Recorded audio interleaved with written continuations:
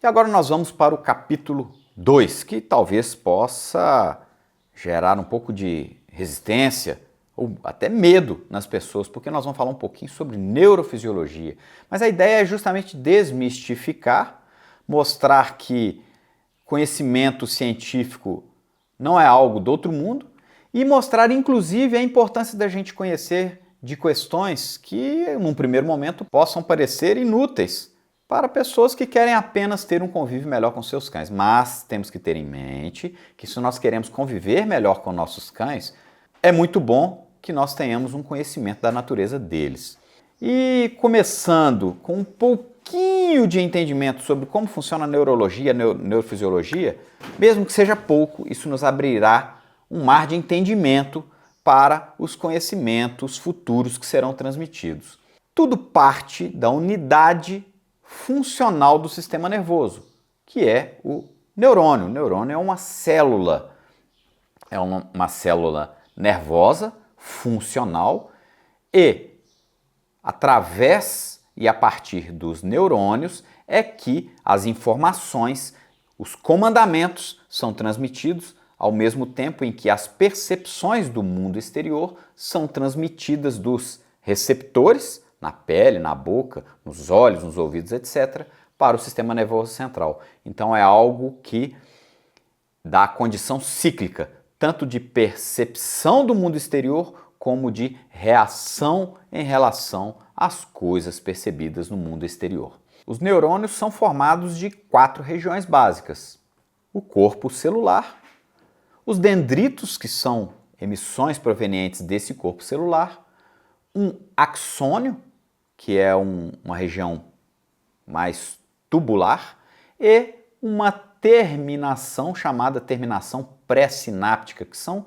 emissões a partir desse axônio que poderão se conectar ou se ligar, por exemplo, a um outro neurônio ou a uma fibra muscular ou a uma glândula, por exemplo, para estabelecer essas comunicações, tanto de resposta quanto de emissão de informações. Os axônios são normalmente revestidos por uma capa, uma espécie de capa denominada bainha de mielina.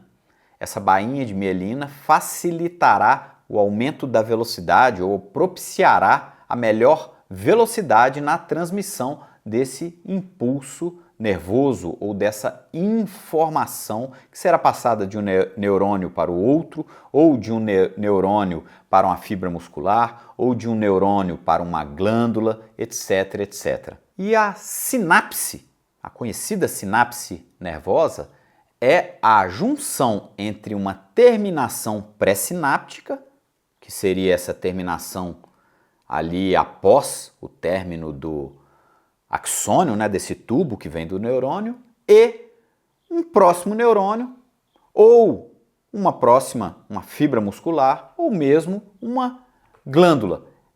É nas sinapses que se dão o desenvolvimento dessa transmissão de comunicação. Ao nascimento, o cérebro já se apresenta muito bem formado.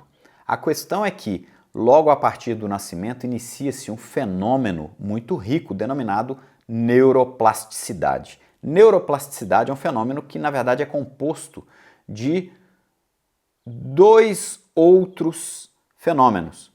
Um denominado neurosinaptogênese, ou seja, a gênese ou o desenvolvimento ou a criação de novas sinapses ou de novas ligações entre 2 neurônios ou entre um neurônio e uma fibra muscular, por exemplo, mas também em paralelo ocorre o fenômeno da chamada poda sináptica, que é a redução ou a eliminação daquelas sinapses consideradas pelo organismo como redundantes. Essa seria uma forma de economia, desenvolver novas sinapses necessárias e eliminar aquelas que porventura tenham sido criadas de maneira duplicada ou triplicada, etc. E aí a gente vê nesse desenho esquemático, que na verdade é uma reprodução de uma figura clássica, de comparação entre um corte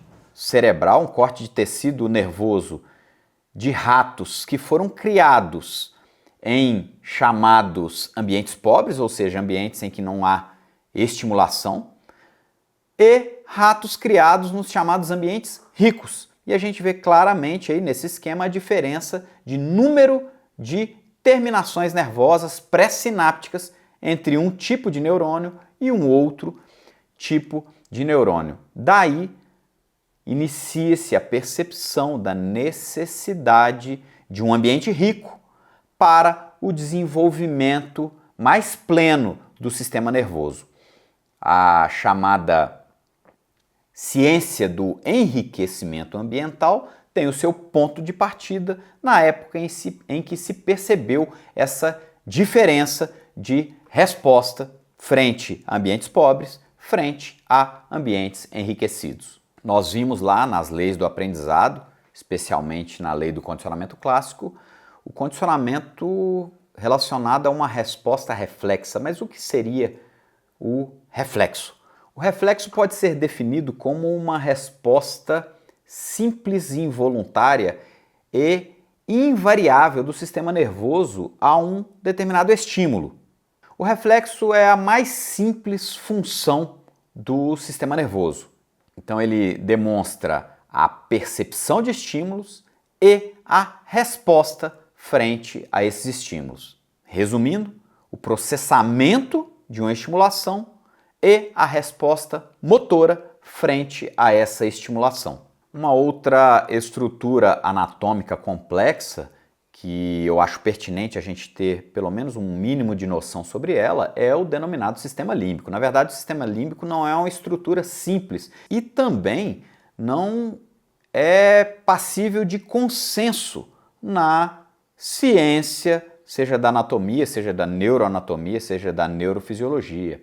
Existem vertentes diferentes que incluem ou excluem determinadas estruturas dessa estrutura complexa denominada sistema límbico. Mas de uma maneira resumida, o sistema límbico é uma região cerebral localizada ali na região do mesencéfalo que estaria relacionada ou responsável pela gestão básica das emoções.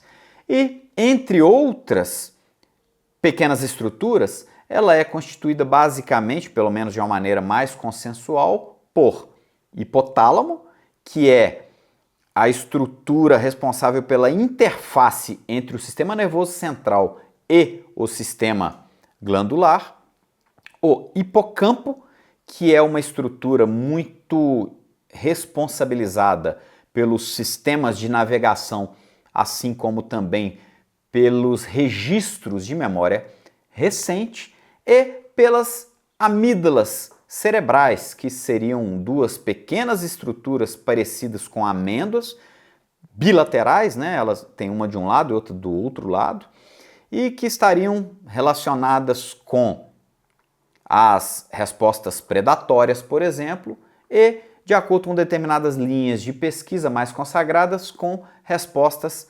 agressivas. Como eu falei, o hipotálamo seria a interface entre o sistema nervoso central e o sistema glandular, através especificamente de uma estrutura que está a ele anexada de nome hipófise. E a hipófise, entre outras coisas, vai ser responsável pelo acionamento, por exemplo, das respostas endócrinas de alteração da pressão arterial, secreção de catecolaminas, cortisol, etc. Então essa conexão entre aquilo que o hipotálamo recebe de estimulação referente ao centro da luta-fuga e dali o encaminhamento para a hipófise estimular as alterações das respostas endócrinas somáticas, trarão uma importante informação sobre as questões referentes ao chamado HPA, eixo hipotálamo hipofisário, que terá um importante papel no sistema imunológico, nos sistemas de defesa e nos sistemas de preparação para a resposta ao estresse e para as respostas de lutar ou fugir. Sobre a dopamina, esse é um termo bastante utilizado hoje, não só no treinamento canino, cada vez mais vemos na internet vídeos falando desse nome e tratando sobre esse assunto. Dopamina é um neurotransmissor basicamente conhecida pela sua participação no sistema de aprendizado por recompensa, mas muito mais do que diretamente relacionado com a recompensa, cada vez mais percebe-se que a dopamina está relacionada com os eventos que antecedem o reforço primário. Então, na medida em que rotinas relacionadas à recompensa ou reforço primário ou estímulo incondicionado, voltando lá ao Pavlov, a comida, na medida em que rotinas são estabelecidas, que sinais são conectados de maneira encadeada ao reforço primário ou ao estímulo incondicionado, a comida ou uma bola ou alguma recompensa final, esses sinais passam a ser evocativos de liberação de dopamina. E cada vez mais antecipadamente, quando o indivíduo vê esses sinais, ele libera a dopamina. E é interessante que tem vídeos desse professor, um importante professor de neurociência da atualidade, de nome Robert Sapolsky. Percebeu-se que sinais conectados com o reforço primário desencadeiam a liberação de pelo menos 50% a mais de dopamina do que o próprio reforço primário. Tendo conhecimento disso, nós poderemos fazer um uso muito melhor dos contextos de aprendizado no nosso processo de aprendizado, de forma que o cão não fique num processo de aprendizado e de execução de exercícios dependente apenas da recompensa final ou do reforço primário, mas que ele desenvolva prazer nos atos relacionados, nos sinais relacionados ao contexto ou à operação que visa a obtenção do reforço primário. Para finalizar isso tudo que eu falei, usando mais especificamente a questão da dopamina, quando a gente entende esse processo, entendendo como que ela participa do aprendizado por recompensa, basicamente assim se dá. O indivíduo se depara com o meio, tem um objetivo, ele soluciona o problema, exemplo, ele está com fome, ele descobre instrumentos no meio que favorecem a obtenção da comida. Eu estou abstraindo aqui o raciocínio, tá, pessoal? E aí ele, através desses instrumentos, desses sinais, ele obtém alimento. O alimento cai no sistema digestivo. Antes da digestão ser completa, o sistema nervoso já comunica imediatamente ao sistema nervoso central através do chamado sistema vagal, que é um complexo emaranhado de inervação que sai do sistema nervoso e vai para o sistema digestivo, entre outros.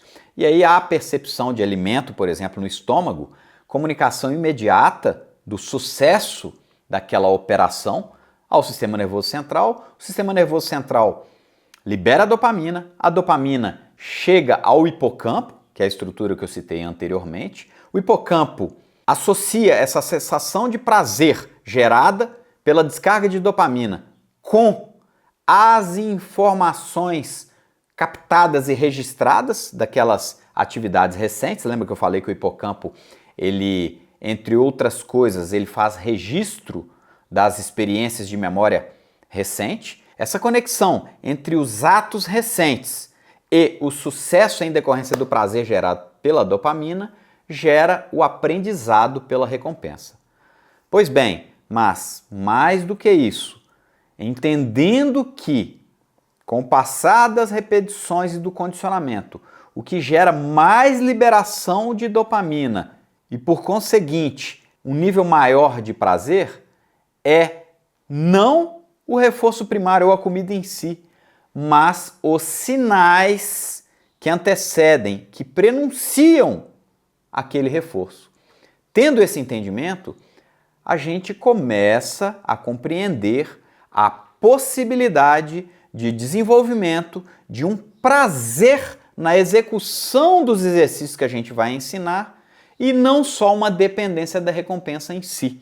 Um cientista de nome Glenn Jensen constatou em um experimento que mais à frente veio a ser denominado o fenômeno do contra-freeloading, e eu vou comentar isso em uma outra oportunidade, que experiências de operação para obtenção de um reforço primário podem tornar-se intrinsecamente recompensáveis, ou seja, havia prazer na operação e não só na obtenção do alimento ou do reforço primário.